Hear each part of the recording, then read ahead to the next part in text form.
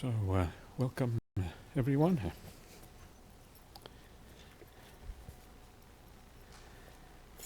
And today's talk or sutta is going to be a sutta from the Nidana Samyutta. The Nidana means something like source or cause. So this is the Samyutta, the connected discourses on causality, on causes. And that Samyutta is all about suttas on dependent originations. This is all about dependent origination, so it will be a bit like some of the other things that I've been talking about here recently. This particular sutta was suggested to me by somebody from overseas who wanted to have a look at this. So sometimes and take things from there. One of the nice things about this particular sutta is that it is almost like a practical application of dependent origination, how it actually, how we can work with it from looking at it, looking at ourselves, looking at our life, looking at how we relate to things in the world, and then how that then gives rise to dependent origination in a practical way. So this is kind of the nice thing about this. Often it becomes very theoretical, but this is more kind of hands-on, if you like, which is good. It's good to have these hands-on suttas. So let's see how this goes. Nidana Samyutta 66 is called Exploration. Thus have I heard, on one occasion the Blessed One was dwelling among the Kurus, where there was a town of the Kurus named Kamasa Dhamma. There the Blessed One addressed the bhikkhus, the monks, thus, monks, Venerable Sir, those monks replied, and the Blessed One said this. So the Kurus, they are in the area northwest of where the Buddha usually lived, so towards like Delhi, New Delhi area, where Delhi is now. And this is one of the kind of the original countries where the Aryans went to when they came into India. That's where they started out. So it's interesting. This is probably as far west as the Buddha would have gone pretty much on his travels. And many suttas, quite a few suttas, which are often sometimes considered important, were spoken in this place, like the Satipatthana Sutta and many others as well. And then the Blessed One said this, do you engage in inward exploration, bhikkhus? When this was said, one monk said to the Blessed One, Venerable Sir, I engage in inward exploration. How do you engage in inward exploration, monk? The monk then explained, but the way he explained did not satisfy the Blessed One. Then the Venerable Ananda said, now is the time for this Blessed One, now is the time for this fortunate one. Let the Blessed One explain inward exploration. Having heard it from the Blessed One, the monks will remember it.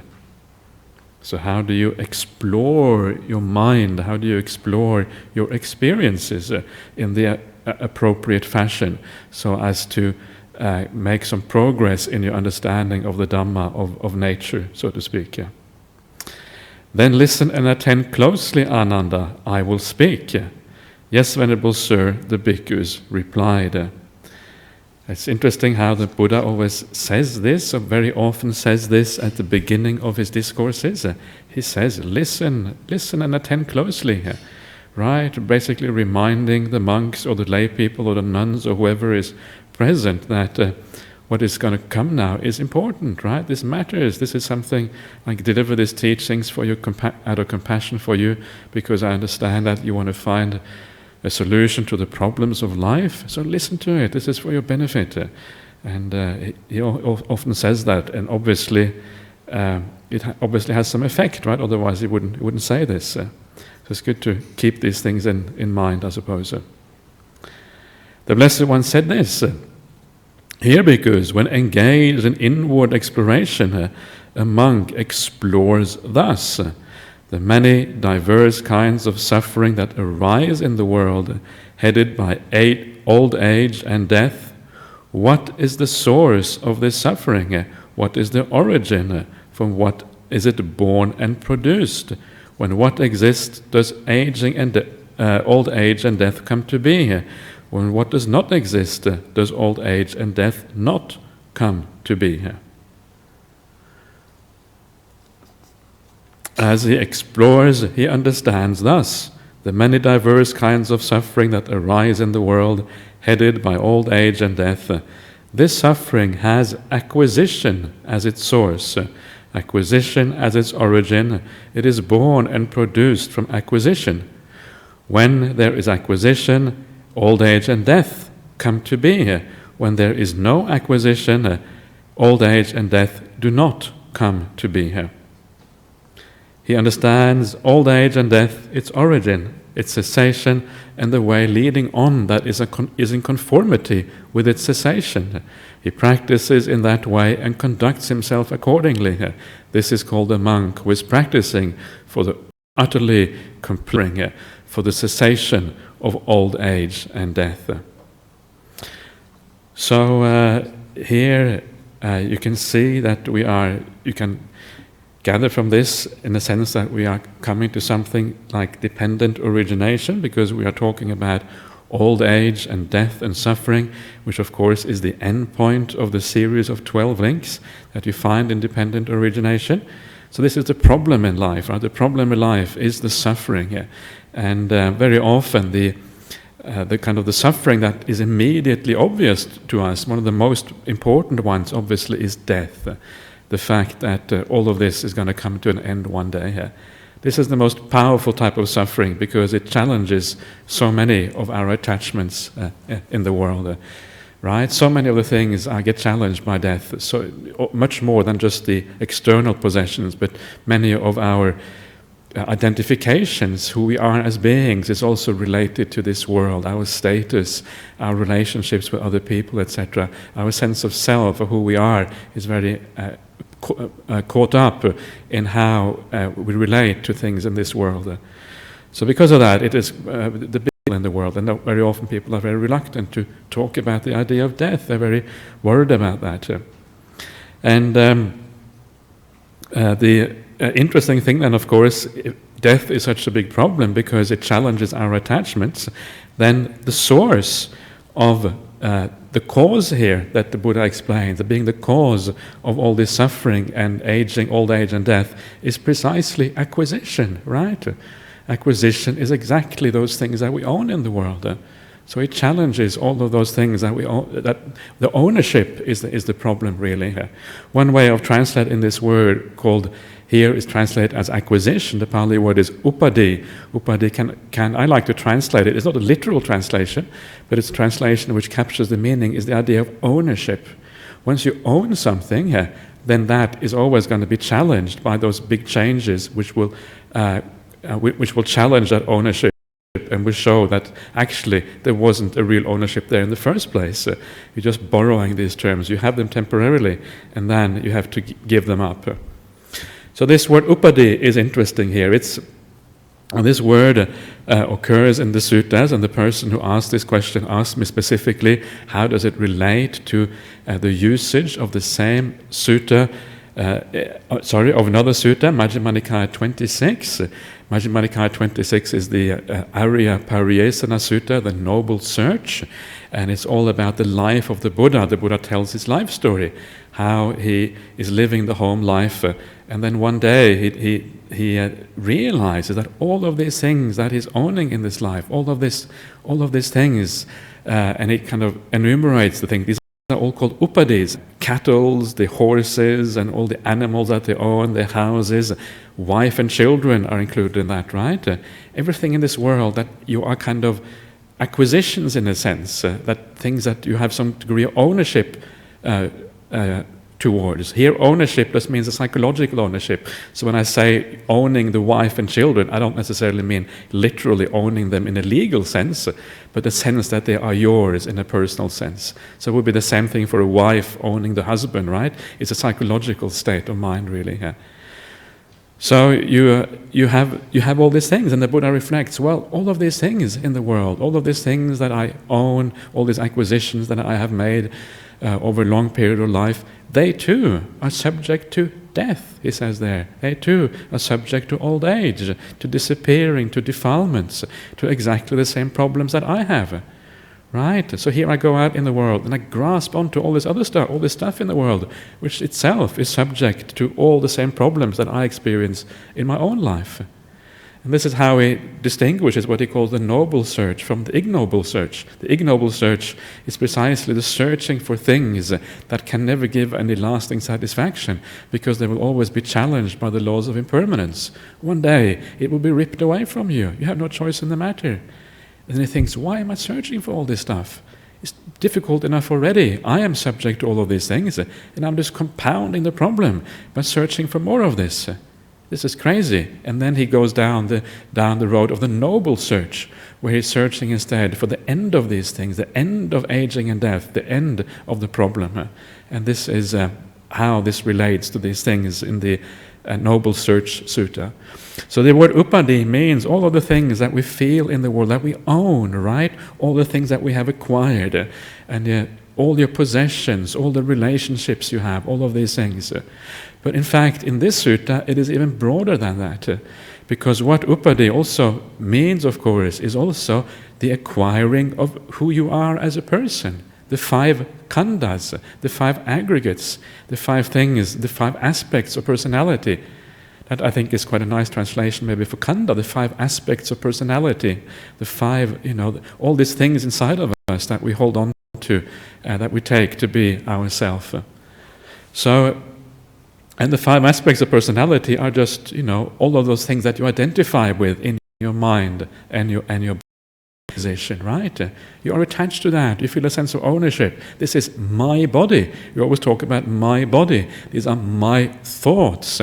These are my perceptions. These are my feelings. This is my will. This is my awareness, right? So all of these things too have been acquired. We hold on to them, and they too, of course, are challenged by the process of impermanence. So the point here is that as long as we have this sense of ownership, then there will be suffering as a consequence. Not only suffering, but also old age and death. So why is that the case? Well, obviously, right, if you own all this stuff and it is challenged and the ownership is challenged by impermanence, then of course it leads to suffering. Ownership always leads to suffering. It's always challenged by impermanence. Says, sorry, you think you own this? Well, I've got bad news for you. I'm going to, take it out of your grasp. You think you're holding on? Actually, you can't hold on to these things. So that's obvious. It's quite obvious why it must lead to suffering. But how does it lead to old age and death? What is the connection between ownership and death, for example? Even if you stop owning things, you will still have to die, right? So what is the connection there? And in this case, what you have to remember is that this is only an extract from dependent origination. The full dependent origination, after ownership, there is a birth, right? And then there is old age and death. So there is the assumption here is that you also continue on into future lives. And this is how this upadi, the ownership, must lead to old age and death, not just in this life, but also in future lives. Only in this context does it actually make sense what is being said here. So it leads on in samsara. It continues the wheel of samsara. That is the problem with ownership. Whenever you feel you own something, you're going to keep on revolving round and round and round, being reborn, dying, etc., again and again and again into the future. And this is what this is pointing to here. And this is a very good example of a very nice teaching. I remember Ajahn Brahmali told me this a long time ago. When he went to Sri Lanka, I think it was in 1993 or 94, 93, 92 perhaps, when he first trip Ajahn Brahmali had to Sri Lanka, and when he was there, he went to visit some of the very interesting monasteries and teachers who were available. Of course, some of the Western teachers, because some of those Western teachers were becoming known in the West. And one of these was the scholar monk Venerable Nyanaponika, who lived in the forest hermitage in Kandy, up in the mountains there. It's a very nice place. I've been there myself. It's a very beautiful little place. That's where the BPS, the Buddhist Publication Society, is based. And they have published a lot of the very nice and important books on Buddhism for the Buddhist world to enjoy, especially the Theravada world. But when he was there was Venerable Bhikkhu Bodhi was there, Venerable Nyanaponika was there, and they were discussing the suttas, and they were discussing some of the difficult passages, right? And this passage here is a little bit unusual. Why does it go straight from ownership to old age and death? What's the reason for that? There's a jump. Birth seems to be missing, right? This is the sort of passage you might argue, well, once you give up all ownership, you have given up death. It means you're not going to die anymore. So, that's what it looks like, right? Death is given up once you give up ownership. But of course, once you see the bigger picture of dependent arising, then you know that there are links in between. And what Venerable Nyanaponika said is that if there are suttas that are unusual, that have a different meaning, that don't fit the normal system of things, right? Things which are perhaps difficult to interpret, you don't know exactly what it is like. And very often they will be individual suttas, right? If there is an individual sutta like that, you should never take your stand as a Buddhist, take a doctrinal large number of which is. And this is a very sound piece of advice, because very often we love those little suttas. Well, I know this as a monastic, right? If something is unusual and different from normal, it's very fertile ground for discussion. And usually discussions get completely forget to ground those different suttas in that large number of suttas which have the same message again and again, which are very clear throughout. So this is very useful in this particular situation right here. Ground this, understand this in terms of all the suttas that actually show dependent arising in the form of 12 links. And then you get the wrong. It's very useful to listen to some of these ancient monks, right? And I think he was very ancient when Ajahn Brahmali. He was already probably way up in his 80s when Ajahn Brahmali met him in those days. And sometimes they have a lot of experience, and your views about the Dhamma get well-rounded and usually, and not always, but usually well-rounded and well-balanced, having lived the monastic life and thought about Buddhism for so long. Yeah. So this is how we should do that. So birth comes in between there, right? So what is going on here? What is going on here is that when you have the ownership of something, right, that means that you have this idea in your mind that you're going to be enjoying this in the future. This is what ownership is about. If you have no idea of enjoying things in the future, it's not really ownership anymore. It's like you have let go of it. If you have no sense, if you feel you own a house, it means that I want to enjoy this house in the future. If I own these robes, I will be enjoying them in the future as well as now. And whatever you feel you own is things that your mind is preoccupied about. And so there is a degree of craving there, a degree of attachment, a degree of purpose and aim about the future, right? And this is one of the aspects that always propels you into a rebirth, because you are looking to the future, you have craving about it, so you are projecting yourself into the future, seeing yourself in the future in a certain way. And this is how craving always gives rise to rebirth, the idea of projecting yourself into a future life or whatever it is. So this is the first way, right? This is the way that ownership must give rise to future birth, and therefore also the continuation of the round and death and old age and all of these kind of things.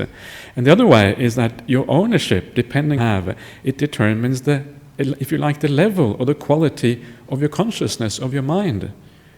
Right? So if you own essential objects, right? You own all these wonderful things in the world, a nice house, all these wonderful possessions. You have a nice partner in life, and you enjoy all sorts of entertainment and whatever it is. Your ownership is mostly in the sensual world. So that is what you crave for. That's what you desire. Your mind is like stationed at that level. Right? But then you start to meditate, right? And you get a different view of the world. You start to realize, actually, there's more happiness to be had here. So you shift that level of the mind. It goes up. The quality of the mind changes. And your mind is at the level of perhaps, if you go really deep in the meditation, the better the meditation is, the higher, in a sense, the level of mind is. So this is the other worship, right? You own things in the world, or you own these feelings that come in meditation practice. So you crave for that. You want to meditate more because you had some nice experiences, and that's where you find your happiness. That becomes your level of the mind, and then because that's the level of the mind in this life, that's where it continues on when you pass away and you die. This is the two ways in which your present ownership or your present craving drives the rebirth in the future. Through the aims and intentions of the mind, what you're aiming at, and through the level and quality of your consciousness. So this is how this works. So this is how to understand this, and this is something very practical, because you can feel this within yourself. You can feel largely where your consciousness is at. What are the things in the world? Where are the places that you find happiness? What are the places you think about or fantasize about when you kind of come back and you what is your kind of the general direction of your mind, the purpose and aim of your mind? And that general direction and purpose of the mind, that is the level of your consciousness. That's where that is where you are at in your life, and you can feel that, you can experience that directly. So it is quite useful, and then you have some idea where you are likely to be heading also in the future, right? Gives you a rough idea what's going on there. So this sutta is more experiential than the normal understandings of dependent origination. So he understands how these many, you can see here how this is then phrased in terms of the Four Noble Truths, right? You understand old age and death. You understand its origin, its cessation, and the way leading to the cessation. So you understand old age and death. This means, of course, the reason why he says understands this, because you have a good understanding, and there's a full understanding of this. You have an idea of the wheel of rebirth, right? Of continued life into the future. And so it is a profound understanding of these things. And then you see these things, you see its origin coming from the previous one. This is why dependent arising is always about finding the origins of things, right? You have the 12 links, one thing leading to another. It's all about how things originate. Take away the origin of something, then you have the cessation, and then you have the path leading to that cessation as well, which then, of course, always is the Noble Eightfold Path. And all of these things are understood together. This is part of the way that the Dhamma is understood. So, and then you practice in this way, and then this is called a bhikkhu, who is practicing for the utterly complete destruction of suffering, for the cessation of old age and death. So I hope that makes sense to you, at least to some degree. This is quite fascinating. It's actually, again, it is actually quite practical in a certain way, because there's a lot of self-knowledge that is required. If once you have that self-knowledge, you know your mind, the fluctuations of your mind, where you tend to stand, where you tend to find your happiness, you have some idea what's going on here. Anyway, let's move on to the next step of this. Then, engaging further in inward exploration, he explores thus: what is the source of this ownership or acquisition? What is its origin? From what is it produced and born? When what exists, does acquisition come to be? And when what is absent, does acquisition not come to be? As he explores and understands thus, an ownership has craving as its source, craving as its origin. It is born and produced from craving. When there is craving, acquisition comes to be. When there is no craving, acquisition does not come to be. He understands acquisition, ownership, its source, its origin, its cessation, and the way leading on that is in conformity with its cessation. He prays and conducts himself accordingly. This is called a bhikkhu, who is practicing for the utterly complete destruction of suffering, for the cessation of acquisition. So, why do we acquire things in the world? Why do we have ownership? Why do we have the sense that we should be in control of all of these things in the world? Well, obviously craving, right? It's fairly obvious. If you crave for things, if you have desires, you want to be able to control that craving. You want to be able to satisfy it. How do you, one of the most obvious ways of being able to satisfy craving is to own stuff, right? If you have a house, you have a nice place you can go to where you can kind of get a good night's sleep, and you can enjoy your entertainment, or you can have a nice meditation room where you can meditate and all this kind of stuff. It means you have a bit more control over your life. If you don't have a house, it's a bit rough. That's why we feel sorry for all the people living on the street, right? It's not very nice to have to live on the street. This is part and parcel of what it means to attach to things. Craving gives rise to all of these things.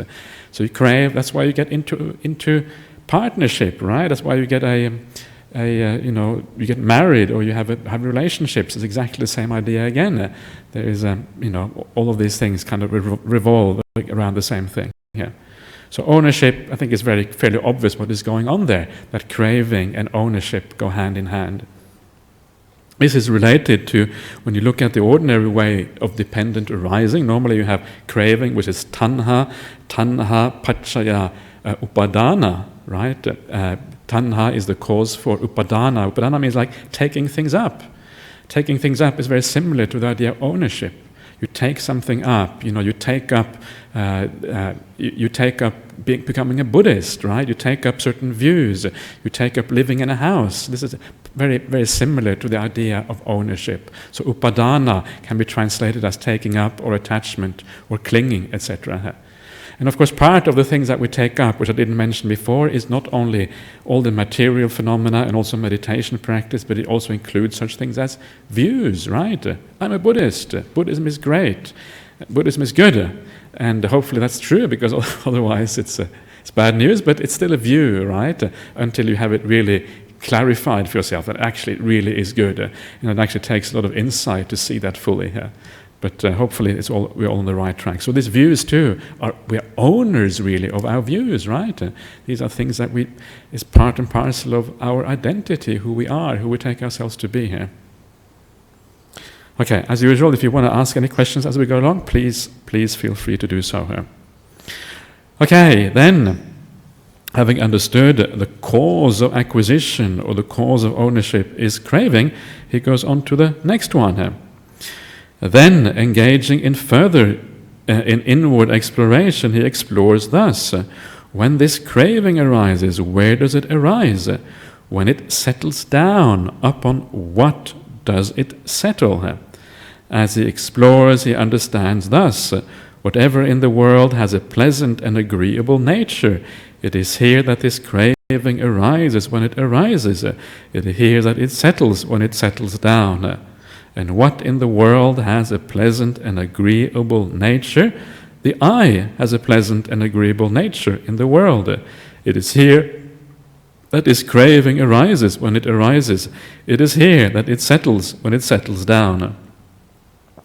So too the ear, the nose, the tongue, the body, and the mind have a pleasant and agreeable nature.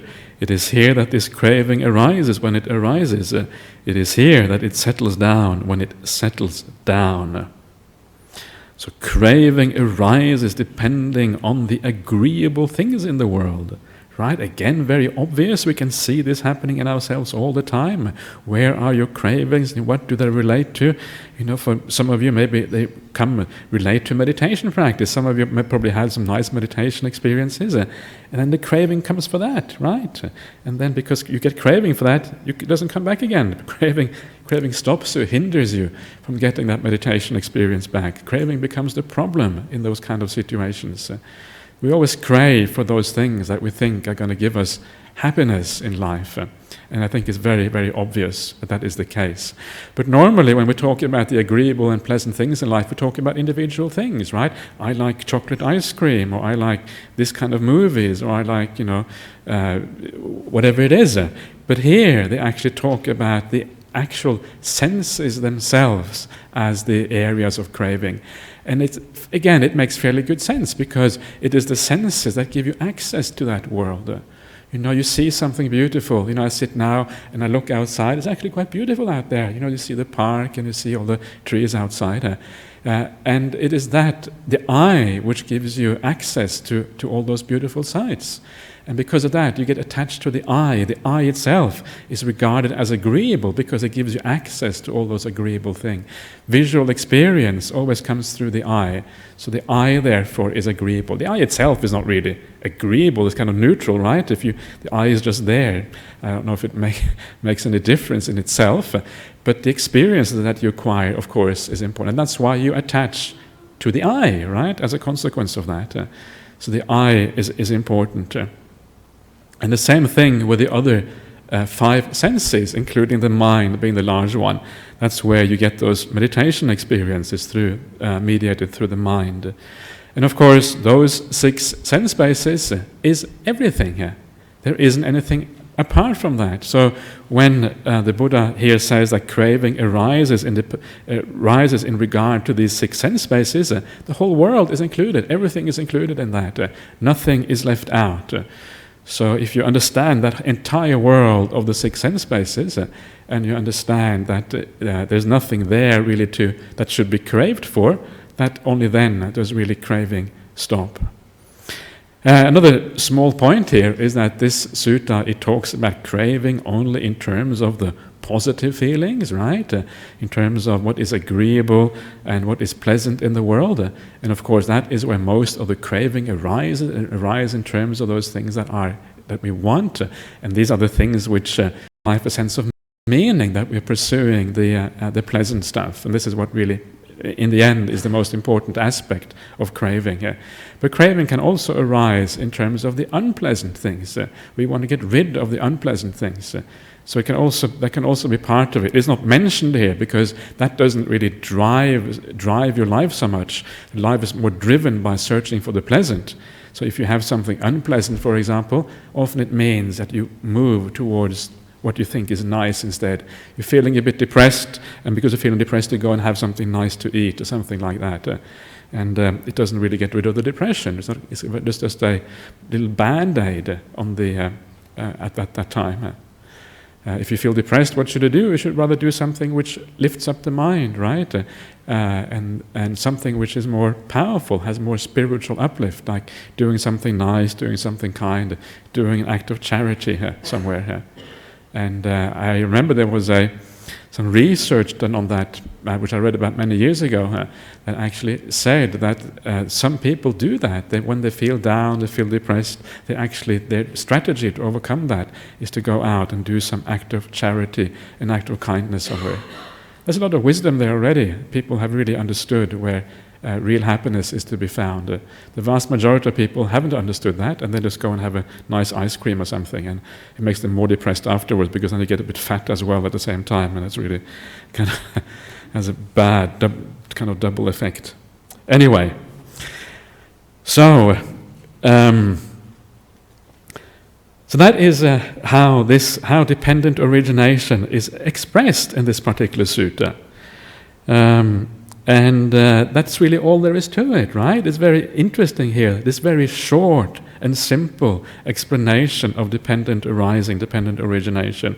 Just starting off with the pleasant things in the world, and how, if you grasp those pleasant things in the world in the wrong way, how it leads to the suffering, old age, and death in the future. Right? It's a very simple, quite a simple presentation here. Much more simple, much more practical, much more easy to understand how you can relate that to your own experience than the ordinary 12 steps of dependent arising here. So what is it then? What is the root reason why we grasp that and why we see all these things in the world as pleasant? And whenever we see the pleasant and agreeable nature in these things, craving arises. What's going on there? Why does this happen in the first place? And of course, this is where you go back to the first steps in dependent origination, going back all the way back to avidya. Avidya being this word in Pali which means not understanding things properly, not really seeing what's going on, having a wrong view about things, not understanding things according to reality, right? Avidya is the root source of all of this. When we misunderstand the nature of reality, basically what it means is that is when we see things in the world agreeable in such a way that we pursue them, we go after them, we crave for them, we get ownership for these things. So So this is the root problem, is a misunderstanding of the nature of reality here. And that misunderstanding of the nature of reality is basically, it is two things, and I talked about this a couple of weeks ago here as well, but it is two things in particular here. And one is the idea that you know, so you go out and you pursue, I know where it is, so because you know where it is, you go out and pursue it. It makes very good sense, it's natural. We don't have much choice in the matter. If you think you know where happiness is going to be, then you're going to go pursue it. You're going to go out and get yourself into a nice relationship. You're going to kind of build up all these things in the world, and then you pursue all that. You do that, instead of getting happiness, you end up getting suffering. That's what he's saying here. It's a very stark contrast. We think that we're pursuing happiness, when in fact what we are pursuing is actually suffering here. Why? Because every time you attach, every time you own something, you will have to be separated from that. It will have to be torn away from you by the nature of reality, by impermanence, anicca, and then you will suffer as a consequence. So this is the problem. We see happiness where there actually probably isn't that much happiness. And then there may be some happiness, but there's also a massive downside to those things. And then when you start to see things in the right way, then you don't look upon those things in the world anymore as agreeable and pleasant in the same way. You withdraw your interest from that. And because your interest is withdrawn from those things, it means that craving doesn't arise there anymore in the same way. So it is our misunderstanding, right? And you will note that this avidya, this ignorance, has many different levels and degrees to it. In the very coarse manifestations of avidya, it is this incredible indulgence in the sensual pleasures in the world, right? Whatever that may be. But then, as you start perhaps developing a spiritual path, you start to see that there actually isn't that much happiness, because there's always craving, always there, lack of contentment, lack of happiness, lack of satisfaction. And then you move into the area of meditation, and you start to understand the happiness that comes from contentment and peace inside, and the joy and things that can come from that. So your avidya, your ignorance, is actually changing. You have a new degree of ignorance. There's still some ignorance there, but your craving is now in a different area of life. It has to do with perhaps the mental states rather than all the things in the world. So avidya changes. And this is one of the things you can see again in your own life, how the things that are interesting in life actually change gradually over the years, over the decades. Right? I can see that very, very clearly in myself. From I've been a monk for 20 years now. If I go back even further and look at all those last 30 years or whatever, or even longer, you can see the change in where you are finding happiness in life, where you're finding satisfaction. And this is a diminishing of avidya. Avidya is going down. You have less hindrances. When you have less hindrances, there's less misunderstanding, delusion, and avidya. And then you are finding happiness in a place where actually there is at least a little bit of happiness, right? The happiness in meditation is more true, it's more real than the happiness of the sense world. It's more immediate, it's more in the present moment. It's not always in the future, it's not always connected with craving. So it's better, but you're still searching for happiness in the world. And eventually, of course, with the elimination of avidya, the elimination of delusion, one day you realize that actually it is this whole idea of existence in the world, this whole idea of being reborn, that is the problem. And then you don't have interest in any of those things anymore. You're not searching for happiness in the world anymore. If you know that rebirth is the problem, you're not going to search for any happiness in the world of existence. And then craving stops, because you are no longer projecting yourself into the future. You're not interested in a future. The future becomes irrelevant. You don't want to move on into the future anymore. So once you understand that there is no happiness in the world of experience, all craving must stop as a consequence. And that is what happens here. You don't find those agreeable and delightful things in the world anymore. So this is one side of this delusion thing, right? This the sense that we know where happiness is, but not actually really understanding what is going on. And a very important corrective to that is things like the idea of rebirth is a very important corrective to that. And this is why the Buddha, on his night of awakening, he remembers his past lives, right? And that is kind of the spur that drives him, enables him to then give up everything, basically, as a consequence. And especially to see through the idea of a self, which is one of the most difficult things to see through. This is one side of this avijja, this idea that we know where happiness is. So ask yourself, sometimes, be careful with that, and ask yourself, well, how much do I actually know about this? The world often is very different from what we think it is. And the other aspect of avijja is the sense of that we are the agent in our life. We are the chooser. We are the ones in charge. We can choose to go this way or that way. And we can, as a consequence, we can manufacture our happiness and we can avoid the suffering in life. But this is another problem, right? Because this sense of agency, again, is something that reinforces the idea that I want to go out, if you like, into the world, or I want to control experience in one way or another, because you feel that you can control things. And you don't really understand that lies behind choice. You choose because of cause and conditions. You don't choose because you are some kind of independent entity which stands outside of the stream of experience. You don't stand outside the stream of experience to make choices. You are within that stream of experience. You are caused and conditioned into what you are now. Your choices are all caused and conditioned. It feels like you are making independent choices, but actually the independency of your choices is very, very, very limited, if there is anything at all. And this is the other thing which is good to reflect on, right? That you are a product of all of these things. It means that you understand the limits of your own ability. You don't really control things. Rather, your will is just a pre-programmed robotic mechanism which just does its things according to all these causes and conditions. And when you see that, it kind of gives you a little bit less interest in trying to make the right choices in your life, etc. So this is where it all comes from.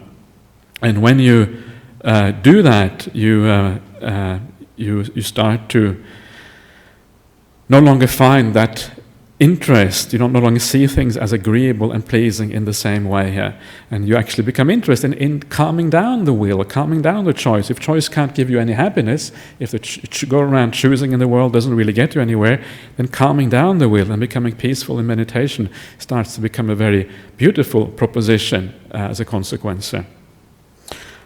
So, then the Buddha says, because whatever ascetics and Brahmins in the past regarded that in the world with a pleasant and agreeable nature, as permanent, as happiness, as self, as healthy, as secure, they nurtured craving.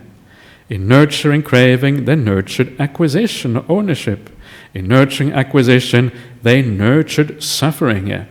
In nurturing suffering, they were not freed from birth, old age, death. They were not freed from sorrow, lamentation, pain, displeasure, and despair. They were not freed from suffering, I say.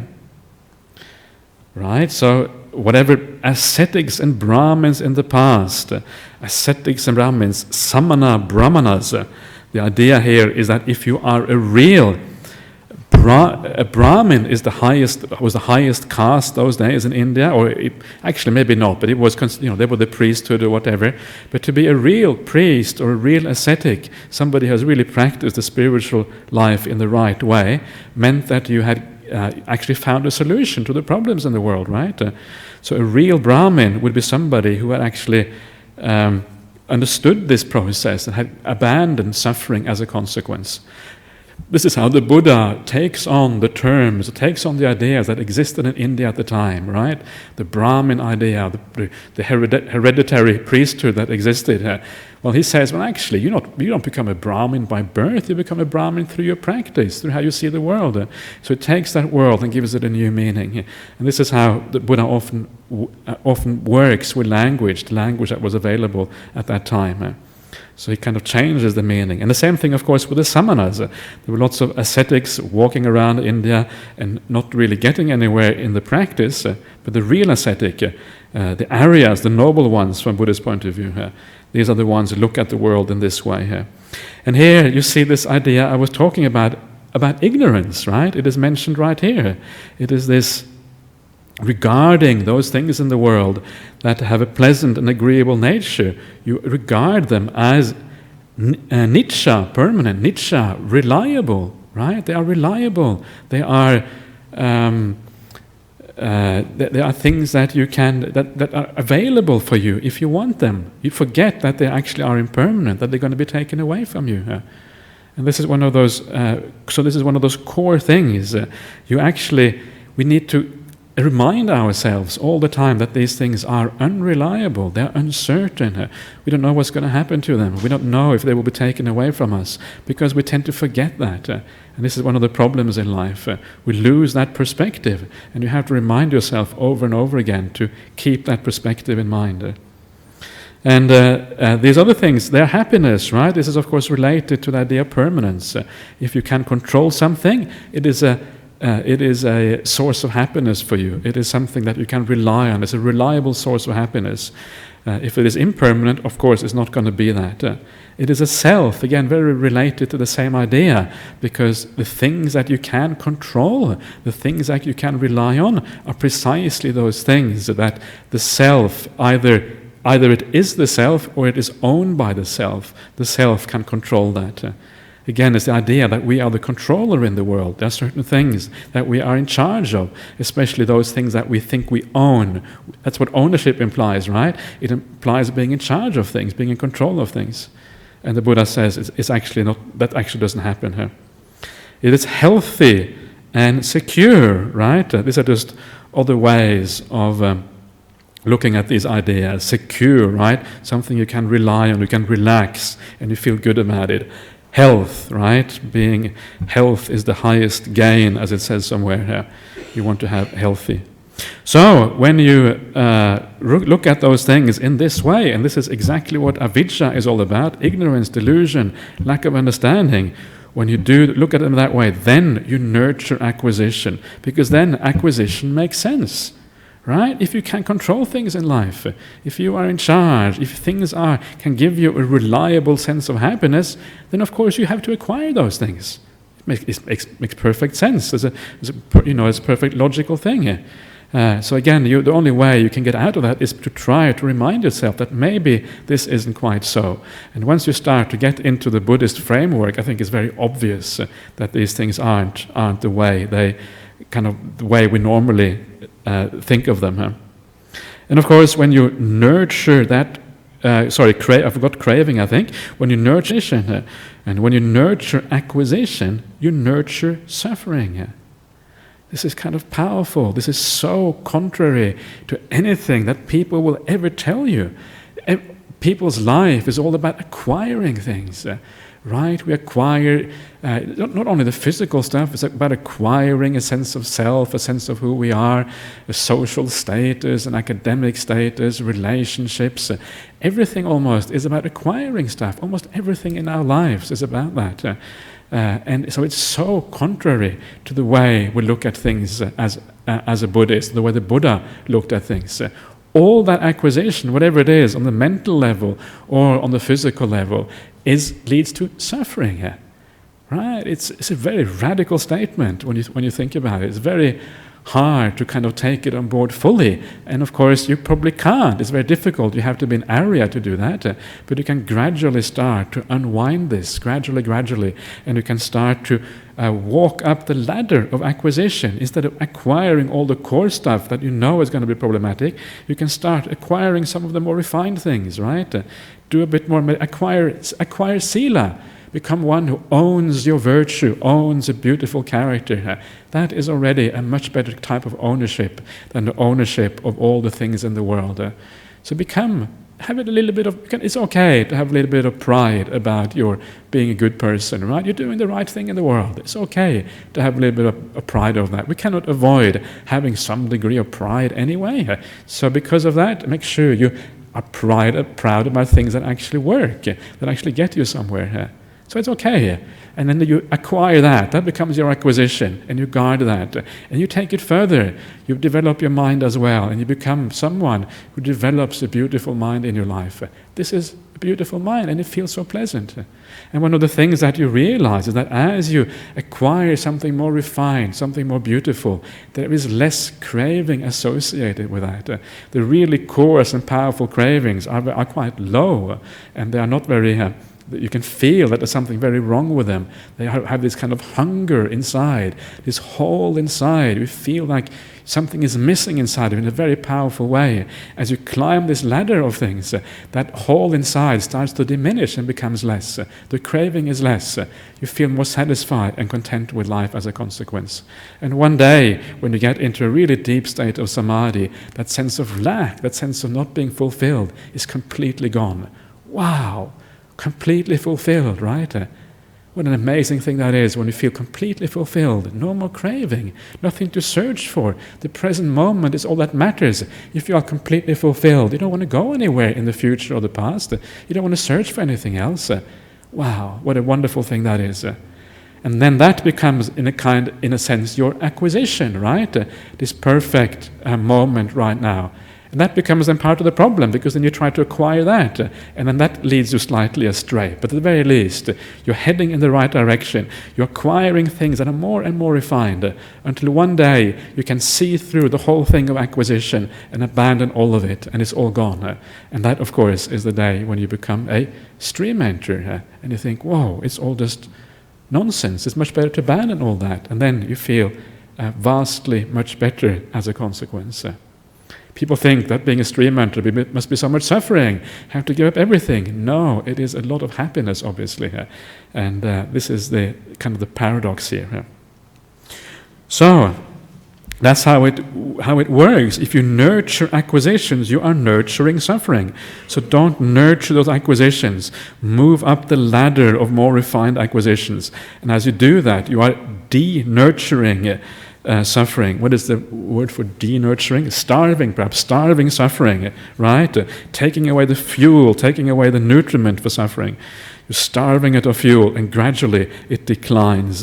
And your future rebirths are becoming fewer and fewer, and they're becoming more and more refined, what is left there. So, because of all that, when you are nurturing suffering, you have a problem. That's what it says here.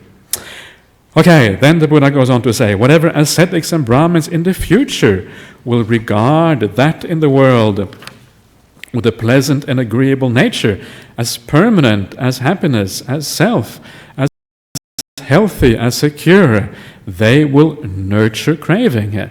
In nurturing craving, they will nurture acquisition or ownership. In nurturing ownership, they will nurture suffering. In nurturing suffering, they will not be freed from birth, from old age, from death. They will not be freed from sorrow, lamentation, pain, displeasure, and despair. They will not be freed from suffering, I say. Whatever ascetics and Brahmins at present regard that in the world with a pleasant and agreeable nature as permanent, as happiness, as self, as healthy, as secure, they are nurturing craving. In nurturing craving, they are nurturing acquisition. In nurturing acquisition, they are nurturing suffering. In nurturing suffering, they are not freed from birth, old age, and death. They are not freed from sorrow, lamentation, pain, displeasure, and despair. They are not freed from suffering, I say. So everybody, same problem all around.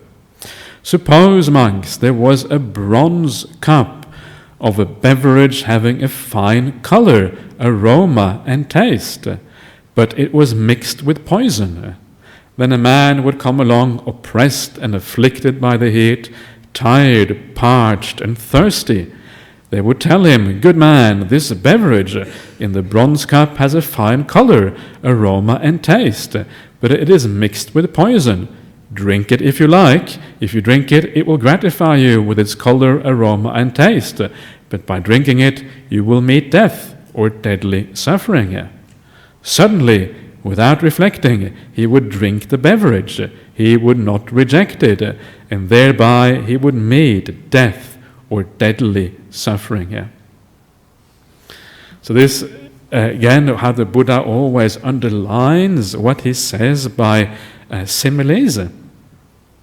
And so it's always good to reflect a little bit on these similes, because then they drive home the point from a different angle than the kind of purely declarative prose, or not the kind of the ordinary prose thing. And so here you have this bronze cup. I think the idea of a bronze cup, it's probably some kind of high status cup, right? I think that's the idea. Very expensive, nice cup, which has some very beautiful beverage inside, which looks nice and all that kind of thing. But it's mixed with poison, right? So this is how the Buddha talks about these agreeable and delightful things in the world, right? They look so nice, they are so beautiful, it is so wonderful to kind of indulge in all of these things in the world. Well, what can be the problem? Why not? Why can't we combine the spiritual life with indulging in sensual pleasures at the same time? Surely there is no contradiction, right? That's how many people think.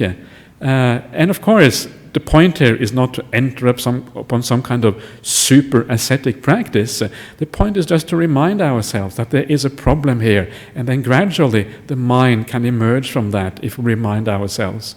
It's important not to take these things in the wrong way and reject these things with force out of some kind of aversion or something like that. That's not really the point.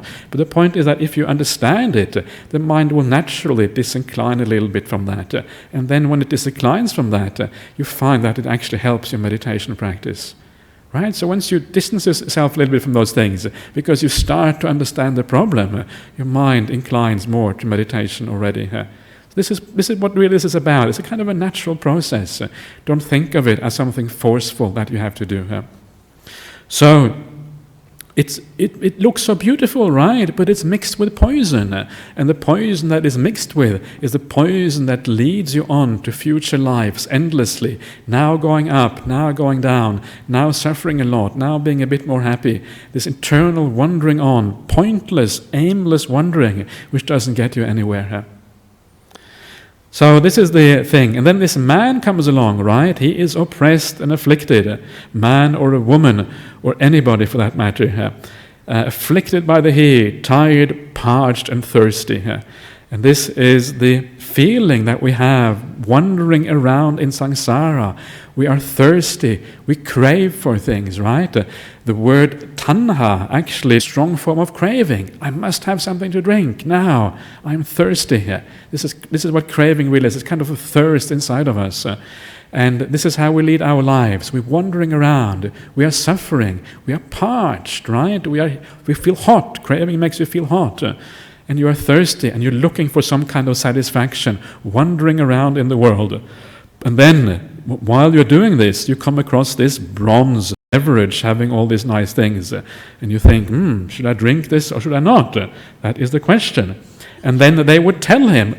And of course, the person who tells him is the Buddha. He says, good man, okay, so here are, all of this nice beverage. It looks very nice. But there are some problems with that. It is poisonous. It's going to lead to suffering for you. This is what the Buddha is saying here, right? There's a drawback which cannot be seen straight away. You don't know that this leads to problems in the future. It's actually quite difficult to see these things. You need to kind of gradually train yourself. But if you have some confidence in the Buddha, if you believe what this man says, then you start on that path to unravel that problem, which is caused by this indulging in these agreeable and pleasant things. So this is a simile for the Buddha, this particular, or a metaphor for the Buddha, this man who says these things. So, and then you meet death or deadly suffering as a consequence. And then suddenly, without reflecting, right? Without reflecting is the opposite of yoniso manasikara. Yoniso manasikara is this beautiful Pali phrase which means wise reflection. And whenever you reflect wisely, you are heading in the right direction. Whenever you have ayoniso manasikara, it means unwise reflection. Whenever you do that, you're heading in the wrong direction. So we try to have as much yoniso manasikara as possible. So suddenly, without reflecting, right? We often like that in the world. Oh, I'm fed up with this spiritual path. I don't want to do it anymore. I'm not sure if I really have any confidence in this anyway. It doesn't work, it doesn't give the results it's supposed to do. Okay, I'm just going to go out and indulge myself. I've had enough of this. And this can sometimes happen. You take the spiritual path up in the wrong way. You force yourself too hard. You do too many ascetic practices. This happens sometimes in monastic life, monks doing all these kind of ascetic practices over the top, and then they end up disrobing because you can't really sustain it in the long run. Instead of doing the middle path, they have taken up an extreme, which is actually not really possible to sustain in the long run. So you suddenly just reject it, can't reflect anymore, had enough, you drink it, and because you do that, you end up with those problems that the Buddha was talking about. And then the Buddha repeats the statement from before. So too, whatever ascetics and Brahmins in the past, future, and present regard that in the world with a pleasant and agreeable nature, as permanent, as happiness, as self, as healthy, as secure, they are nurturing craving. In nurturing craving, etc., they are not freed from suffering, I say.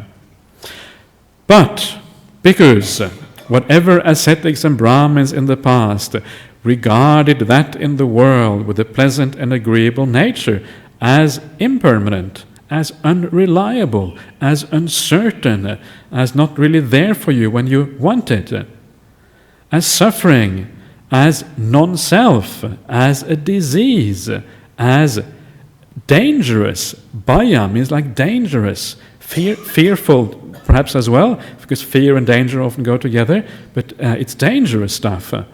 They abandon craving because you understand you can't control these things. Why are you craving for all this stuff you can't control? Why are you craving for all of these things that will just lead to suffering in the future? And then they abandon craving, they abandon a sense of ownership. Remember, when we're talking about abandoning ownership, it's a psychological state. It is not that you may still own stuff, right? Even if you're an arahant, you still have a robe. So in a kind of legal sense, you are still the owner of that robe, but you don't have that psychological sense of ownership. This is what this is about. So important to be clear about that, perhaps. So in abandoning that sense of ownership, you abandon suffering because there is no basis anymore for being reborn in the future. So in abandoning suffering, they are freed from birth, right? Future lives, old age and death. They are freed from sorrow, lamentation, pain, displeasure, and despair. They are freed from suffering, I say. Whatever ascetics and Brahmins in the future, in the same way, whatever ascetics and Brahmins in the present, regard that in the world with a pleasant and agreeable nature as impermanent, as suffering, as non-self, as a disease, as dangerous.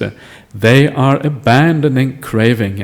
In abandoning craving, they are freed from suffering, I say.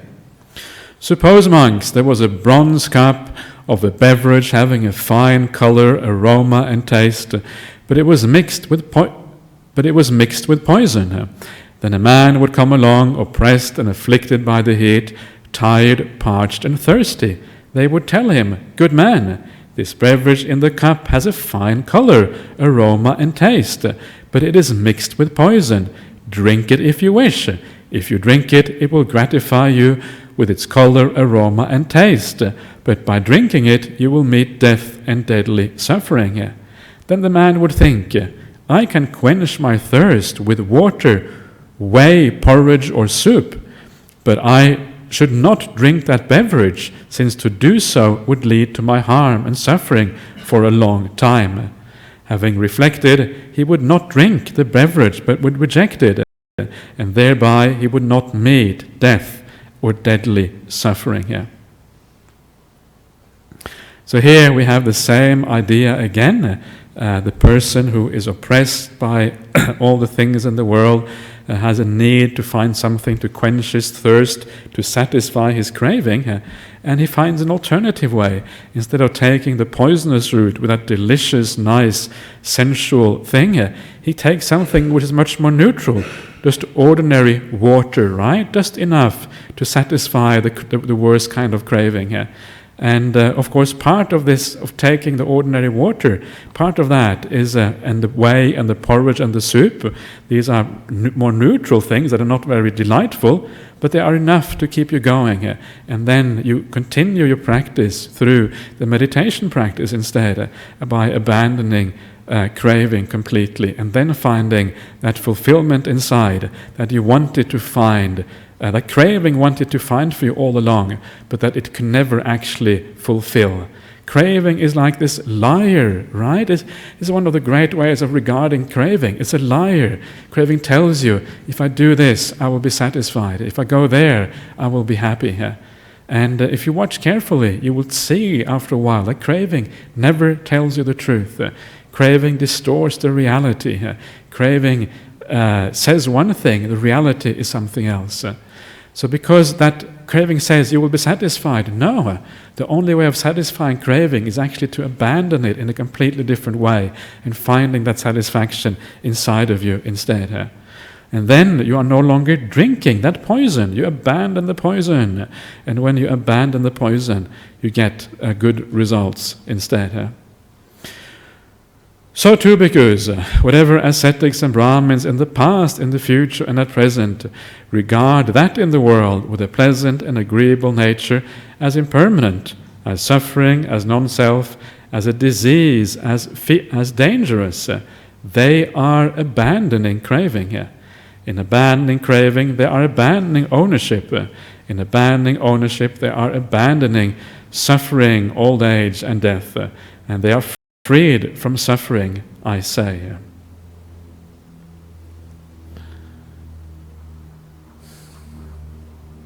Okay, so that is a slightly different take on dependent origination for you. This is actually quite a beautiful sutta, and it shows you how, I think, quite nicely how these things work in practice. It's more, you get some idea how to deal with this on a personal level.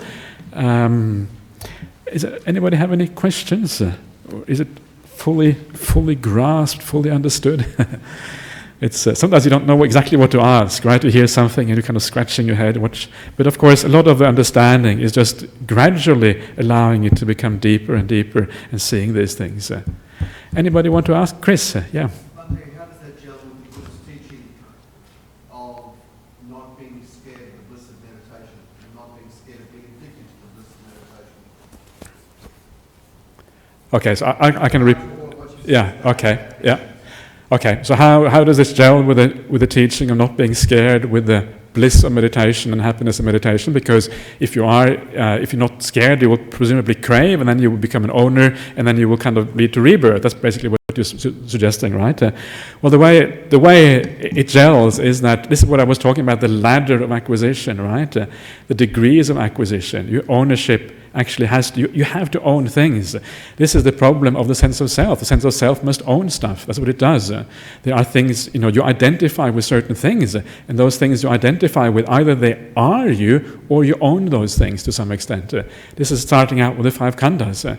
So to some extent we have to own things in the world, and because we have to own things, what is important is we choose the right things to own. So you start off by, instead of being an immoral person and owning your immorality, you start becoming a nice guy, and you own that kindness instead, right? This is kind of the first thing here. And you do so gradually, you own more and more beautiful and more refined things. And when you come to things like the bliss of meditation, it is already incredibly refined. Yes, there is still some degree of ownership there, but at this point it is a different type of ownership entirely. It is so much more refined than ordinary ownership in the world. It's almost the ownership itself starts to kind of almost peter out and it becomes almost nothing. The most dangerous things with meditation practice is not so much the immediate ownership of that state of mind. It's more the problem that comes afterwards when you lose it and you want to get it back again. That is a big hindrance, because that's often distorted. You think you remember what it was, but you don't actually remember it properly. You've forgotten the path in there and all that kind of stuff. That is one of the biggest problems for meditation practice. So it is a ladder, right? We have to own stuff. So don't be too worried about it. Just move in the right direction, I think. Yeah. Yes, Annie.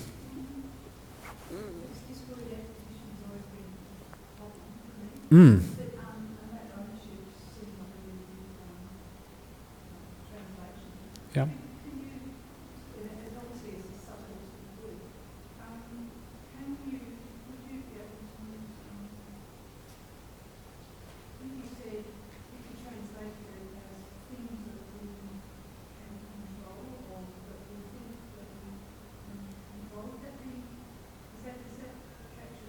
Yeah, yeah, yeah. So I just repeat for those people who are listening on the recording or whatever, that this word acquisition has always been a bit difficult, and I agree with you. I always found it a bit strange, and this is one of the reasons why I suggested when I was discussing this. Sometimes I discuss this thing with translators, and I suggested other renderings of this, and I agree with you. And ownership, I think ownership is not as I like that word because it is obviously implied in acquisition, the idea of ownership, but it's not exactly the same meaning, because one is the thing, the other one is your attitude towards it, a slightly different meaning.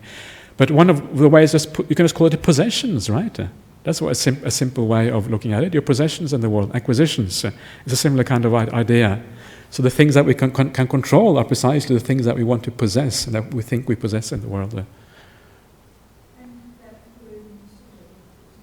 Yeah. Upadi. Yeah.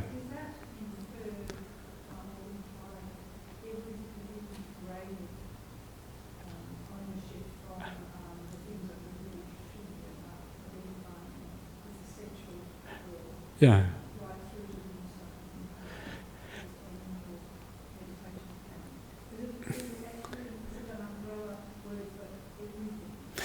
I think with so many things, the Buddha uses the ordinary words that are available to him, and I think the root meaning of these are the actual possessions in the world, right? Your house, your gold and silver or whatever it is. I don't know if you have a pile of gold and silver in your house, but sometimes you have these things in the suttas. They're quite funny.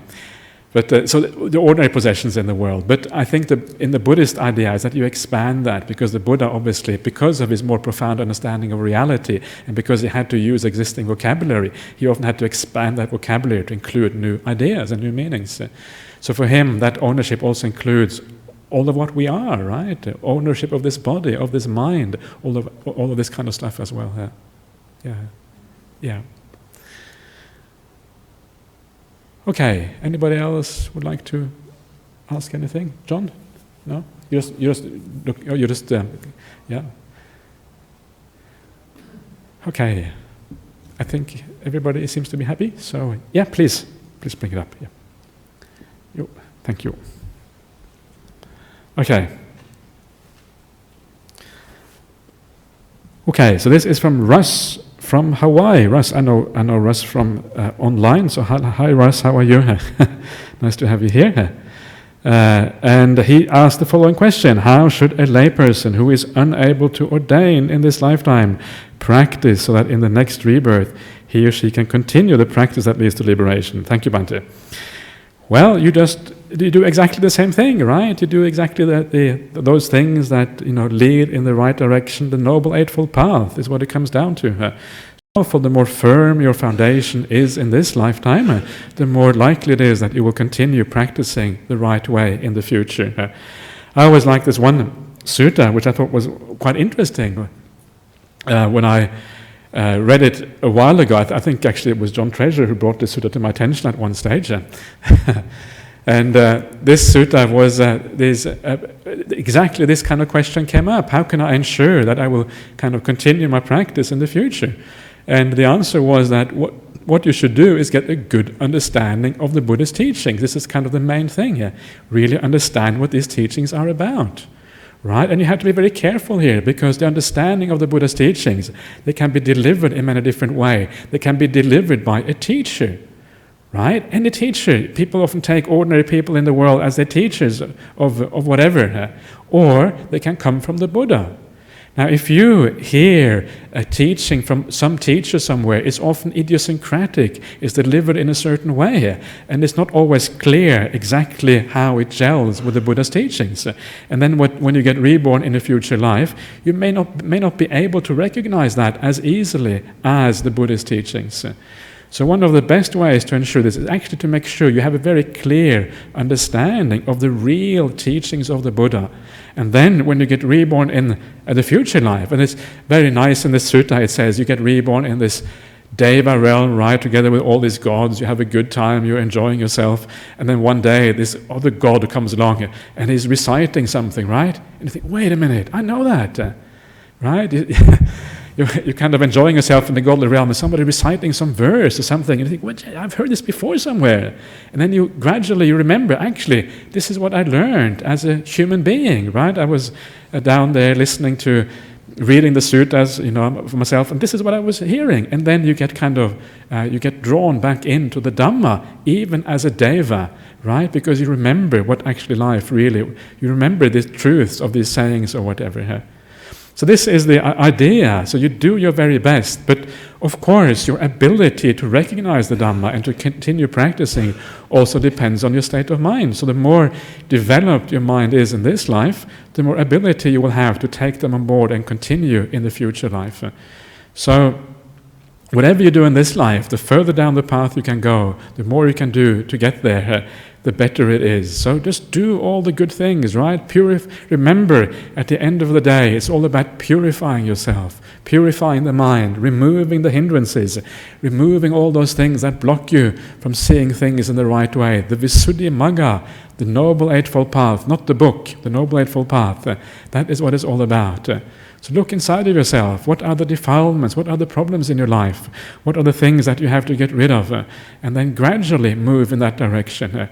Go on retreat every now and again. Check out your mind state. Check out your meditation. Is it improving over time or is it not? And if it isn't, ask yourself why. You have to be honest with yourself if there are problems. Where are those problems? And with that sense of honesty, integrity, goodwill towards yourself and others, and a sense of optimism, because you have these amazing teachings to rely on, you are bound to make progress on the path. So I'm sure you make lots of progress in this life, Russ, because I think you have all the right attitudes. So just keep at it. Don't give up. And if you have any difficult problems, just ask again here next time or whenever it is. Okay. Then we have Lauren from the US. And she asks the following: how can one use these teachings to help independently deal with personal difficulties such as poverty, unfairness, and unfulfilled dreams? Okay, to help independently deal with all of these things such as poverty, unfairness, and unfulfilled dreams. Okay, well, I think these teachings are great. They are great and very useful regardless of your personal circumstances, because they will give your life a sense of meaning. The most important thing in life is to have a sense of meaning, a sense of purpose, that you're aiming for something useful, that you're going in the right direction. A lot of people, I think, if you are too materialistic, you lose that sense of meaning in life. And this is the worst thing that can happen to you, any human being. Sometimes you can have lots of money and possessions, not live in poverty at all, and yet not really having much sense of meaning in life. Much better to be a poor person and have a sense of meaning than to be a wealthy person and live a life which is meaningless and pointless. So it will give you meaning in life, and I think this is one of the most powerful and important things about this Buddhist path. And this is why, you may perhaps you feel that you are living in poverty in a sense, but as a Buddhist monk, I am actually, on all the kind of scales of poverty, I kind of rank at the very bottom, right? Basically, that's the truth. But it doesn't bother me at all. I don't care about that. I'm actually quite happy to live the way I do, because I live a very rich life in so many other ways. I don't care if I don't really own anything. You go to the monastery in Serpentine, I live in a little hut. I don't even own that hut, right? I kind of own these robes, sort of, and a few books in my room, and I'll be happy to give those books away anytime if I'm going somewhere else. And it's great. I don't really need anything in life. So poverty doesn't have to be a problem. It's how you deal with that poverty is much more important. So if I were you, I wouldn't worry too much about that. Just use these teachings to create a meaning in your life. And you find meaning somewhere else, and you find something very, very powerful inside of you. And such things as unfairness and unfulfilled dreams, well, again, these are the things in life that sometimes that you have to deal with. And sometimes it is difficult to get away from that. It's difficult to find any solution to that. There aren't any kind of magic bullets or anything like that that will get you away from those things. Sometimes perhaps there are solutions. Sometimes you can move somewhere else, or you can get another job, or whatever else, or you can find new friends, or I don't know what. There might be some temporary solutions. But usually the solutions tend to arise in time to these things. And especially if you live a good life and you try to be kind to others, regardless of how they treat you, remember that other people, they are a victim of their own circumstances. Remember to look at other people in the right way. Often looking at people in the right way makes an enormous difference in your ability to deal with the world. And if you remember that other people, circumstances, that the way they are is because of the way they have been conditioned in life, you can't really blame them anymore, right? There's no point in blaming them, because they are the way they are, because that's how they have been conditioned and how they have been created into this world. They can't be any different, probably. And no doubt, many of these people who are unfair and unreasonable, they actually want to be kind. They want to do the right thing, but despite the fact that they want to do so, they are incapable of doing that because their conditioning is so strong. And when you remember that, you can almost have a sense of compassion for these people. And this is why the teachings of non-self are so powerful, because they take out that sense of a person being bad towards somebody else because they want to be bad. No, they don't really want to be bad. So remember this non-self thing. It's not personal. It's never personal, these things. They are just the meetings of two people happening, two different conditioned entities meeting, and then there is a clash as a consequence. But there's no need to blame them, or don't blame yourself either. Don't blame anybody. Just sit back and think, well, what can I do about this? At the very least, you have the Buddhist teachings, and you practice those wisely and rightly. The solutions will tend to come over time. And so sometimes you just have to wait for the solution, and the solution will arrive. So that is... And unfulfilled dreams, remember that a lot of those dreams anyway, they're not necessarily all that interesting. If I think of my own life, when I was young, I had all these kind of ideas of what I should be and what I should do. And now I think, what a load of nonsense that was anyway. Who cares about all those things, right? So don't worry about that, because actually all your dreams will be fulfilled if you practice the spiritual path well. That is when your dreams will be, in fact, much more than your dreams will be fulfilled, because you will fulfill things that you never knew could be fulfilled in the first place. That is a real deal, right? When actually you go beyond your dreams and you go to something even more profound and beautiful. So that is much better. So try to look at it that way. Those dreams are often not all that interesting in the first place. Okay. Last question for today. This is from Michelle in South Australia, and she asks, once we see things that we have picked up and owned that are not leading to happiness, how do we become untangled from them? I feel like I am disgusted by many things I once strove for. Okay. Good. Maybe that's a good sign. That you are a little bit because you can maybe see the danger in those things, right? And because you can see the danger in those things, you become a little bit, averse. I don't want to touch those things. That's a good thing. So that's not necessarily bad. But be careful not to go too fast. Don't be too idealistic. Don't think that you can kind of travel this path faster than you actually can. Allow things to come naturally. And the reason why these teachings are given by the Buddha is not so that you reject everything you own out of hand. It's more a teaching to be thought about. And as you think about it, that rejection happens automatically inside of you. You start to feel less attached. It's not something that you do. You don't force that to happen. It happens as a consequence of your reflection. And then it is a good way of detaching. But if you think, oh no, the Buddha said I must reject all this, so you kind of throw it all out of the window or whatever, it's not going to work. It doesn't work like that. It has to come from a real felt experience inside of you. So this is the first thing. The second thing is that these teachings, which are really teachings about impermanence and the unreliability of things, they must always be balanced with practicing in the right way in the world. Doing the things of kindness, being kind, being a good person, thinking kind thoughts, being generous, being peaceful, and do all those right things, then you find something else that you can rely on in life. Because those things will be a reliable source of happiness if you do them in the right way. They won't always be there, but you will always be able to come back to those things.